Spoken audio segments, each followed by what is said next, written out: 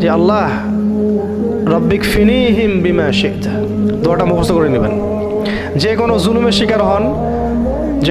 শিকার হন বা আপনি নিরপরাধ, আপনার উপরে মানে টর্চার করা হচ্ছে বা অত্যাচার করা হচ্ছে বা জুলুম করা হচ্ছে, আপনি আসলেই ইনোসেন্ট, আপনি আসলেই মাজলুম, আসলেই আপনি মাযুর এবং আপনি আসলেই নিরপরাধ, আপনার কোনো দোষ নাই, কিন্তু আপনি জুলুমের শিকার হচ্ছেন।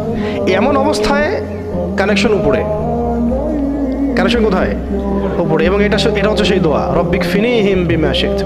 বা শক্তিশালী শত্রু আপনার সামনে, লড়াই করার আপনার ক্ষমতা নাই, শত্রু বাতিল কিন্তু শক্তিশালী, লড়াই করার ক্ষমতা আপনার নাই, আমার নাই, তখন এটাই হচ্ছে আমাদের অস্ত্র, রব্বিক ফিনিহিম বিমা শি'তা। হে আমার রব, হে আমার আল্লাহ, আপনি যে মানে যা চান, যেভাবে চান সেভাবেই এই শত্রুদের বিরুদ্ধে আমার জন্য যথেষ্ট হয়ে যান।